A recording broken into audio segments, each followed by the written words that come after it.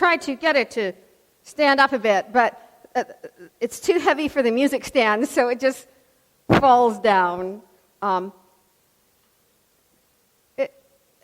Every picture tells a story, and I'm about to tell you the story about this.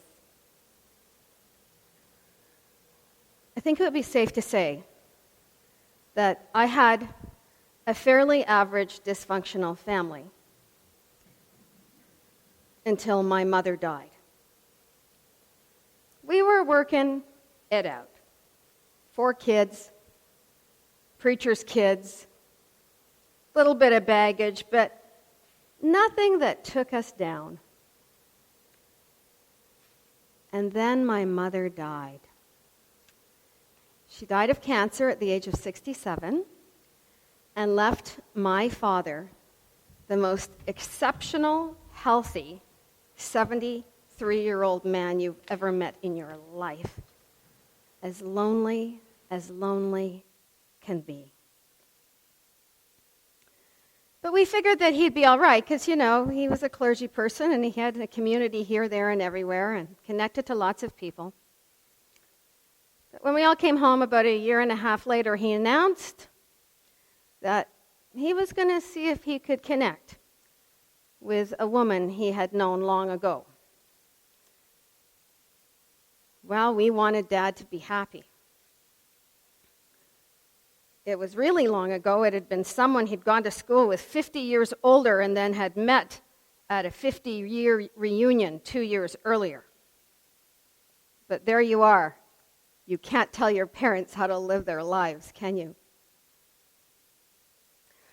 So he pursued Marge, and Marge said yes. First time I met Marge, I thought, wow, wow. Great choice, Dad. She was a really gifted person. This is her piece here. Well-read, participated in the kids. It seemed like, wow, this could be a really great thing. Now, when I met her the second time, it became all too clear that this was not going to be a great thing. That there were some really significant core values that they did not share. But we all held our tongue while my dad packed up his life in Canada and moved south of the border in some American suburb just months before Bush declared war on Iraq. So actually, if the marriage didn't kill him, the politics did. I joke about that now. And suddenly, things were very different in my family, and I suspect that there's not a person in this room who hasn't seen somebody make a mistake around a marriage. Not just a little one, but a big one. And hasn't watched a little bit helplessly and filled with grief. It was just really brutal. Every year I would call and say, well, Dad, your family, if you ever wanted to make another decision, we'd support you, but, he was a depression baby. You hung in there, right? And she'd been married twice, and I don't think she didn't want to have to let go another time.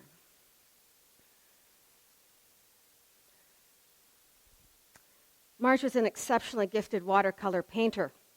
And the first time that she came to my house, she brought a photograph book of all of the images that she had produced, and she said, well, we're going to be family now, so I want you to choose one. And this is the one I chose. It was framed very differently when she gave it to me. And I had it up for a while, and then as much as I liked the image, I'm afraid that just the way that life had framed that image wasn't really working for me. So I never quite found the right place to put it. It was in storage somewhere. After 7 years, the marriage ended. My dad came home a little worse for wear. Not expecting at the age of 82 to have to declare himself a divorcee. And all of us began to lick our wounds a bit.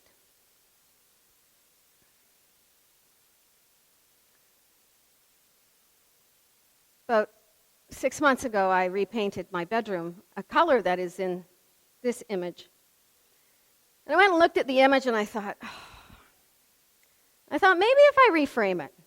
Like it had beige around it, didn't really work.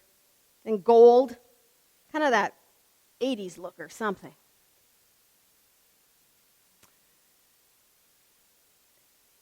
And look at it now.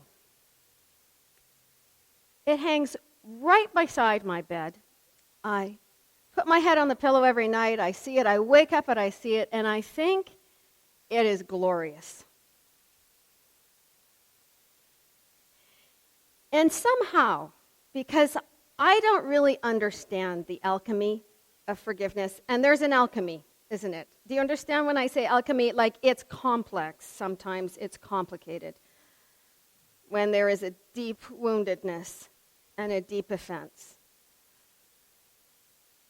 But somehow, with the reframing of that image, I have managed to reframe that entire story. So, for the first time in years, I don't kind of travel through the stories of my life and kind of, flinch every time I think of that one. And Phil took a picture of it and sent it to Marge. He still had her email. I did not. And she sent him an email and said, wow, thank you. How is everybody? And he sent it to me. And I thought, time to send an email to Marge and say, thanks again for this beautiful piece. I'm enjoying it so much.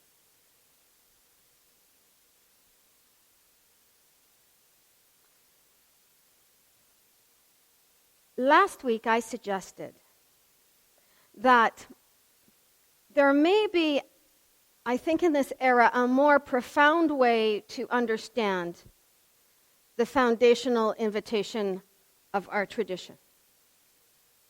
That foundational invitation being to love God with all your heart and your soul and your mind and your strength. And what I suggested at the time is that now that we have, I think, a much different understanding of God than the ancients did, now that we've pulled God out of heaven and somehow understand God as the ground of our being, that in which we live and move and have our being, and that in which the entire universe lives and moves and has its being. Maybe it's time we changed what it is we really need to fall in love with. Maybe it is more appropriate to say, love your life with all your heart and strength and mind and soul.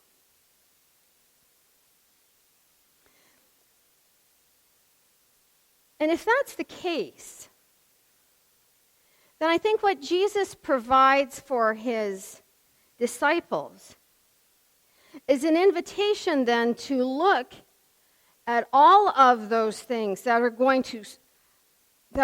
to be an impediment to loving your life. And then suddenly I think a light bulb goes on, like, yeah, the grudge I hold against my dad's former wife. Yeah, wow, how's that helping you love your life? Or that deep wound you have somewhere as a childhood memory and just can't, well, how is that helping you love your life? Or maybe it's just the bits and pieces every day, the grudges, the hassles, that you just keep on stumbling over. And so when Jesus says, no, not just 7 times do you forgive the other, 77 times. He's not being harsh. He's not saying, if you really are going to be a Christian, then you have to forgive. What he's suggesting is, in order to love this gift called life and enjoy all of its riches, you have got to be vigilant about what is cluttering up the landscape of your soul. Because those things are going to trip you up again and again and again.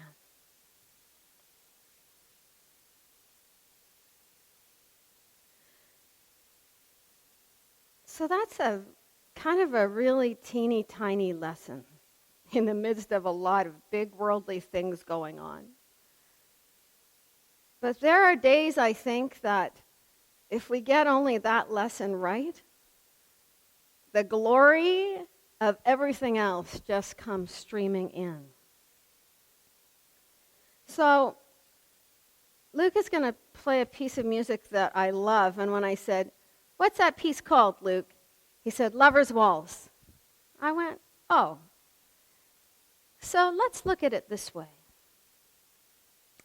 If we are meant to have a love affair with life, if that is the way we can most honor the mystery, the source,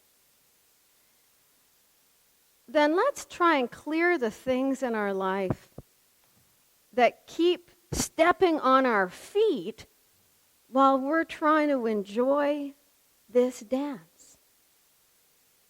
And you will know what those things are. And I invite you to open yourself to the alchemy and the grace to just get them off the dance floor so that you can really enjoy this waltz called life.